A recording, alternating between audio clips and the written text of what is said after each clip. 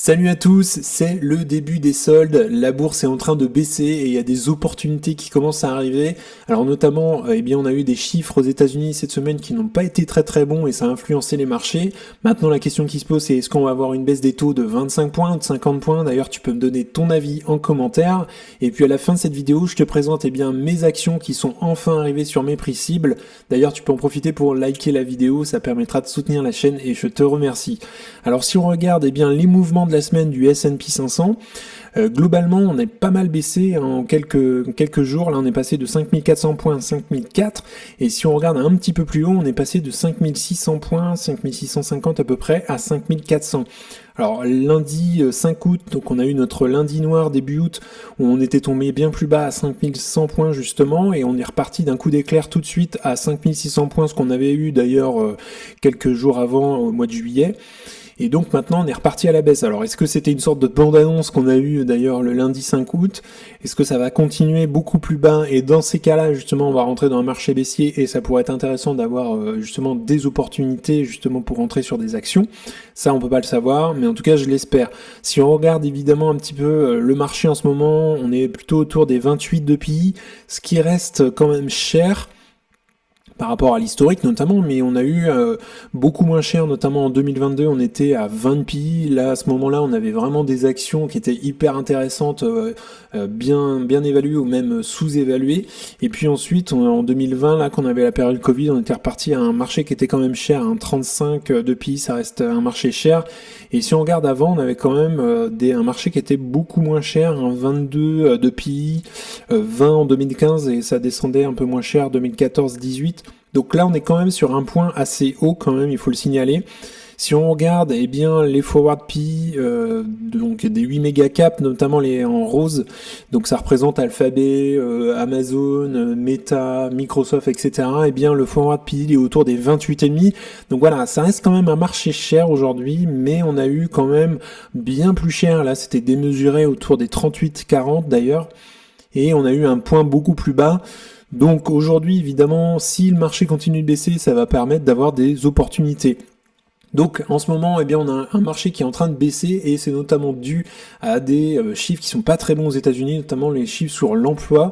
Et la bourse de New York a fini en forte baisse vendredi après la publication du rapport mensuel sur le marché du travail américain, montrant un nombre d'emplois moins élevé que prévu qui faisait peser l'incertitude quant à une baisse des taux d'intérêt par la Fed. Alors notamment le Dow Jones, lui, il a baissé de 1%, le S&P 500 de 1,73% et puis le Nasdaq qui est beaucoup plus volatile, lui a perdu 2,5% en une journée quand même, donc ce qui est vraiment pas mal. Et donc, très attendu après une série de données inquiétantes sur l'économie américaine, le rapport sur l'emploi du département du travail montre que le nombre de créations d'emplois non agricoles a augmenté de 142 000 en août, alors que les économistes interrogés par Reuters tablaient plutôt sur 160 000 d'ailleurs, et les taux de chômage a pour sa part baissé à 4,2% aux États-Unis le mois dernier, en ligne avec les attentes après une hausse de 4,3% le mois précédent. Et puis enfin, les salaires aux États-Unis, ils ont augmenté de 3,8% sur un an contre 3,7% anticipé, et en juillet, c'était une augmentation de 3,6. Donc voilà, ça a forcément terni et donc ça donne pas confiance et les marchés baissent. Donc notamment le président de MDB Capital à New York a dit si on commence à avoir des licenciements dans les 2 prochains mois, cela voudra dire que le timing donc d'une réduction des taux a été trop tard et les marchés vont baisser jusqu'à la semaine prochaine quand la Fed annoncera définitivement une baisse, ce qui pourrait leur mettre la pression quant à une réduction de 50 points de base des taux au lieu de 25. Et voilà, et là c'est toute la question en ce moment, est-ce qu'on a une baisse de 25 points ou de 50 points, c'est un peu 50-50 en ce moment dans les sondages, d'ailleurs tu peux me dire ton avis en commentaire. Et on a aussi cette semaine le rapport Jolts donc de juillet qui a montré que le nombre de postes disponibles a plus fortement diminué qu'anticipé pour tomber à 7,67 millions, son plus faible niveau depuis le début 2021 contre 8,1 millions attendus par le consensus, et après les 7,91 millions qu'on a vu d'ailleurs au mois de juin. Et puis en parallèle, on a le nombre de licenciements qui a augmenté pour atteindre 1,76 millions, donc soit 202 000 de plus qu'auparavant, en accord avec d'autres signes de ralentissement de la demande de main-d'œuvre. Donc voilà, on a des rapports là qui tombent qui sont pas très beaux. Et si on passe de l'autre côté de l'Atlantique, donc du coup dans la zone euro, les investisseurs se font beaucoup moins de nœuds au cerveau. D'ailleurs, pour la réunion de la Banque Centrale Européenne qui aura lieu jeudi prochain, on aura Christine Lagarde qui va intervenir et certainement annoncer une autre baisse des taux. Donc une réduction des taux directeurs de 25 points de base est jugée très probable après la pause qu'on a eue d'ailleurs au mois de juillet. Et l'économie de la zone euro a progressé moins rapidement que prévu entre avril et juin, donc plus 0,2% contre plus 0,3% estimé à la base. Et donc une mesure clé de la croissance des salaires s'est relâchée à 4,3% au deuxième trimestre contre 4,8% au cours des 3 premiers mois de l'année.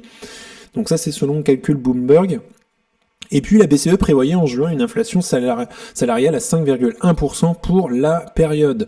Et puis Peter Van Den Hout a dit notamment, compte tenu de l'affaiblissement des perspectives de croissance, nous pensons désormais que la BCE va accélérer le rythme de son assouplissement. Alors justement là, est-ce que ça va suivre, est-ce que ça va être un peu corrélé avec la baisse des taux d'intérêt aux États-Unis? Ça reste à suivre. Et si on regarde un petit peu en Allemagne, eh bien à l'image de l'économie américaine ou chinoise d'ailleurs, les signes d'essoufflement du moteur allemand s'enchaînent.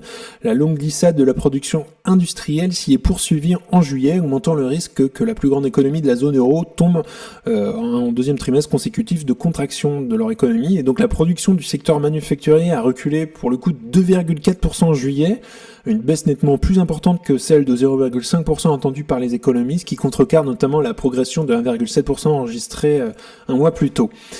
Alors l'économie de la zone euro en ce moment a progressé au deuxième trimestre à un rythme beaucoup plus faible qu'annoncé précédemment. Donc ça a été annoncé par Eurostat. Et puis le PIB des 20 pays partageant l'euro a progressé de 0,2% sur la période avril-juin par rapport aux 3 mois précédents, contre une croissance de 0,3% annoncée précédemment. Et puis sur un an, il faut savoir que la croissance, elle ressort à 0,6%, donc plutôt en ligne avec les estimations, et le consensus des économistes interrogés par Reuters s'attendait respectivement entre une hausse de 0,3 et 0,6% au deuxième trimestre. Donc maintenant, si on zoome un petit peu plus sur la France, eh bien le déficit commercial s'établit à 5 884 milliards d'euros fin juillet, selon les données publiées par les douanes françaises, et puis à la fin juin, le déficit s'élevait à 5 980 milliards. Donc voilà, on a quand même une petite réduction du déficit commercial. Et la production industrielle, pour le coup de la France, elle s'est repliée de 0,5% sur un mois en juillet, selon les données notamment publiées par l'INSEE. Et puis les analystes interrogés par Reuters tablaient en moyenne sur une baisse de 0,2% d'un mois sur l'autre en juin. Et puis enfin, le mois précédent, eh bien, la production industrielle en France était en hausse de 0,8% d'après l'INSEE. Donc maintenant, la question c'est, est-ce que Jérôme Powell va baisser les taux de 25 points ou de 50 points. Et donc, selon les analystes, eh bien, les données de vendredi devraient conforter la Fed dans une réduction plutôt de 50 points de base, au lieu des 25 qui étaient d'ailleurs plutôt prévus il y a quelques semaines. Et l'outil développé par la CME à partir des contrats futurs sur les Fed Funds de la Réserve fédérale montre que les scénarios d'un assouplissement d'un quart ou d'un demi-point sont désormais à touche-touche. Donc, la probabilité d'une détente de 50 points de base, qui pourrait d'ailleurs être interprétée comme une urgence de la Fed à agir face à un possible déraillement de son économie, est désormais évaluée à 49%, alors qu'avant c'était 41% avant les résultats. Et donc la publication a fourni des preuves évidentes d'une forte détérioration des fondamentaux du marché du travail et renforcera les pronostics sur au moins une réduction massive des taux d'intérêt dans les mois à venir. Donc, si on regarde un petit peu le graphique, aujourd'hui on est à 5,5 aux États-Unis. Si on a une baisse de 50 points, on tomberait à 5. Et puis éventuellement une deuxième baisse, et ça reste à voir évidemment. Il faudra regarder les indicateurs économiques, taux de chômage, création d'emplois, l'inflation, etc. Et peut-être qu'on aura une deuxième baisse de 50 points pour retomber à 4,5 avant la fin de l'année 2024. Ça reste à voir. Et il faudra évidemment suivre les indicateurs économiques aux États-Unis. Donc alors, la réunion de la Fed d'ailleurs aura lieu le 17 et le 18, c'est là que Jérôme Powell va annoncer cette première baisse des taux, d'ailleurs si de 25 points ou de 50 points. Alors notamment Michael Brown, qui est un stratégiste chez Pepperstone, a dit « Les colombes souligneront la moindre croissance de la masse salariale comme justification à une réduction plus importante d'un demi-point. Et puis les faucons, quant à eux, mettront en avant l'accélération des salaires pour plaider un assouplissement plus modeste. » Alors lui, Michael Brown, il pense « Mon hypothèse de base reste la seconde, en particulier compte tenu du risque que la Fed court de déclencher une panique sur le marché si un fort abaissement est décidé. » Donc évidemment, il faudra suivre notamment le 11 septembre, donc mercredi prochain, on aura l'inflation du mois d'août aux États-Unis, donc l'indice IPC, hein, et c'est un indice qui est beaucoup plus suivi notamment par la Fed, donc ça va forcément influencer la Fed et puis les marchés. Et puis le lendemain, on a justement notre chère Christine Lagarde qui va intervenir, donc qui va certainement annoncer une baisse de 25 points des taux d'intérêt. Donc les actions maintenant que je vais acheter qui arrivent enfin sur mes prix cibles grâce à cette belle baisse qu'on a eue ces derniers jours. Donc la première c'est Google qui arrive enfin à mon prix cible qui est 150$ que j'avais revu. Et si on regarde un petit peu Google en ce moment, comment elle se comporte en bourse, elle a pas mal corrigé, parce qu'elle a eu quand même un plus haut à 190$ début juillet, et depuis elle est retombée à 150. Donc justement, elle a pas mal baissé, elle est passée de 160 quand même à 150 en l'espace de quelques jours, et on arrive justement à mon prix cible. Donc si elle continue à baisser, tant mieux, je vais pouvoir renforcer ma position.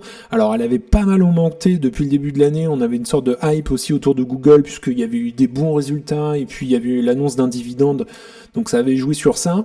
Maintenant, évidemment, si elle continue la baisse, j'en profiterai pour renforcer ma position. Deuxième action qui arrive sur mes prix cibles, et qui est déjà atteint, c'est Celsius Holding. Donc c'est une entreprise pas trop connue d'ailleurs en France, puisque leurs produits vont arriver. Donc ils produisent justement des boissons plutôt énergisantes, mais plutôt basées sur l'aspect santé et bien-être. Et donc ça commence à arriver sur la zone euro, et d'après mes analyses, il faudrait que je la rentre à 33$. Pour moi, ça commence à être intéressant.